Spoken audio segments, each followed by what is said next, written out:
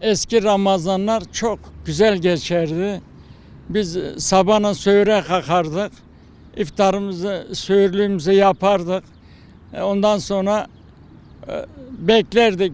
İşte akşamları iftar saati yaklaştı mı yemek yaparlardı. Akraba birbirini çağırırlardı. Hep beraber ziyafet yaparlardı. Yemek verirlerdi. Çok güzel geçerdi ama şimdi onu göremiyor. Ben halen bazen yemek fazla yaparım, komşulara dağıtırım. Ama onlarda göremiyorum çünkü ben ailede böyle gördük. Misafir alırız, ondan sonra yaptığımız yemeklerde paylaşırız komşularla. Şimdi onu göremiyor. Belli bir yaştan sonra hep tuttum, yani orucumu bırakmadım. Şimdi ben şeker hastasıyım, %77 engelim var.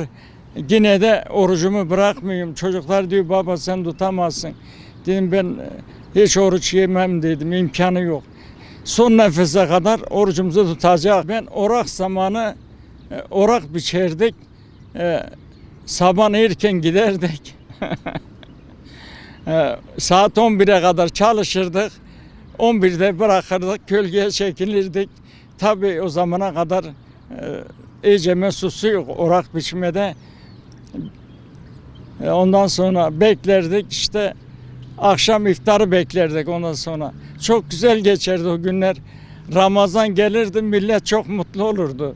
Hep daha bir hafta önceden millet hep toplanır köy yerinde konuşurlardı. İşte Ramazanlık geliyor, Ramazanımıza kalkacağız, tutacağız. Saatleri kurarlardı köy yerinde. Televizyon yoktu o zaman. Saate olan bakardı, işte 10 dakika kalmış, 15 dakika kalmış. Millet hep balkonlarda birbirini bekliyor. Eski Ramazanlar kalmadı. Şimdi Ramazanlık bakıyorum da eskiden o Ramazanların bir keyfi vardı, bir zevki vardı, bir merakı vardı. Şimdi göremiyorum. Şimdi de varlıklı çok, o zaman varlık yoktu. Biz 12 kişiydik bir ailede, 12 kişi, 10 çocuk, baba anne 12. Biz sofraya oturduk, yer bulamazdık, emin ol huzurluyduk. Yavan ekmek yesek yine huzurluyduk. Ondan sonra babam akşamdan derdi oğlum biz 5 kardeşlik. Yarın hepiniz, sen buraya, o biri oraya, o biri değirmene, o biri tarlaya, o biri davara, her biriniz bir yere işi akşamdan organize ederdi. Sabah herkes kalkardı, işine giderdi. Sahura kalkarım, sahurda yemek yerik. Yemekten sonra kazaya kalan bir günün, yani sabah akşam öyle işte bunları hepsini kılarım. 1000 tane La ilahe illallah, 1000 tane de Allahümme salli veya 300 tane, 500 tane, 1000 tane de Allahümme salli okurum. Ondan sonra teravih namazına gelirim, teravih namazında kılarım, eve giderim. Ondan sonra ibadetlerimizi yaparız. Her Ramazan'da ilk perşembe günü misafiri çağırırım. İlk perşembe günü eve misafir çağırırım. Ramazanımız da güzel geçi. Ramazan çok önemli. Bir daha bir Ramazan gelir mi, gelmez mi? Bugüne kavuşur muyuz, kavuşmaz mıyız? O nedenle Ramazan'ı yani muhakkak çok güzel karşılarız. Ben 80 yaşındanım. 1966 yılında bu yana namazı kılırım. Devamlı. Oruç da devamlı tutarım. Havalar serin, güzel tutuyoruz orucumuzu.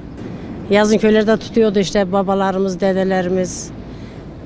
Ekin ekerlerdi, biçim biçerlerdi. Köye, eve zor yetişirlerdi akşam. Hemen onlar gelmeden ayran hazırlardık.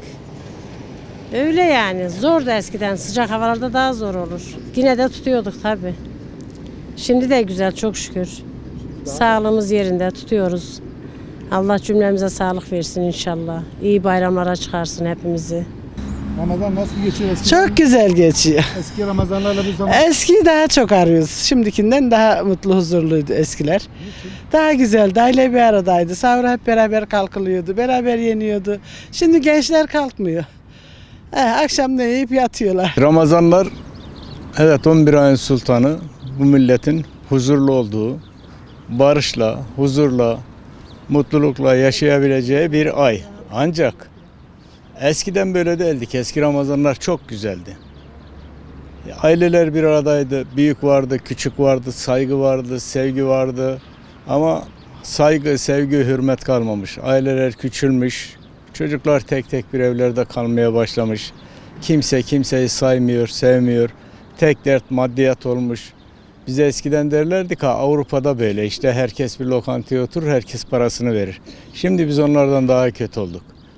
Yani biz ahlakımızı, örfümüzü, adetimizi, töremizi kaybettik her şeyden önce. Bir milletin Ramazan'ı da huzurlu yaşaması için, bir ülkede daha huzurlu yaşayabilmesi için en güzel değerleri saygıdır, hürmettir, ahlaktır, edeptir. Bunlar yavaş yavaş yok olmaya gidiyor. Bugünlerimiz elbette geçmişe göre varlık var ama huzur yok. Eskiden bir babanın etrafında tüm çocuklar toplanır, o ne söylerse o yapılırdı. Biz 7 yaşından beri oruç tutmaya başlamışız. Hiçbir gün oruç yememişiz. O gün buğday biçerken, odun çekerken, çift sürerken atlarla huzurluyduk, mutluyduk. Evet, yavan ekmekti, çökelek ekmek dürümü yapar yerdik ama yüzümüzden gülücük hiç eksik olmazdı. Şükür camiye yedik, teravihimizi kılıyor, Kur'an'ımızı okuyor, hayrımızı, zekatımızı, fitremizi veriyor. Şükür haram yememişik yavrum. Kul hakkı geçmemiş yani lokma olarak ne beyim ne çocuklarım yememiş. Öyle yaşayık işte biz. Eskiden Ramazan nasıl geçiyordu? Şimdi bilmiyorum, o zaman daha ile bir zevkli oluyordu. Şimdi her şey var, bolluk var ama millet mutlu değil. Aynen, hiç evde de mutlu değiller, yediklerinde de mutlu ama eskide bir pilav bir şeyleri söylemese, bir soğan, bir ayran alırlardı, ne kadar mutlulardı. Şimdi kaç çeşit yemek bir şey yap. İşte öyle yani, bereketi, bolluğu bambaşka yani. Şükürler olsun, bugünlere çıktık, camiye gidik, namazımızı kılıyoruz, güzel teravih kılıyoruz, cüzlerimizi okuyoruz. Şimdi işte bir mutluluk, ne güzel bir bayram, ne güzel bir gün ama millet gene de mutlu değil yavrum. Mutlu değil.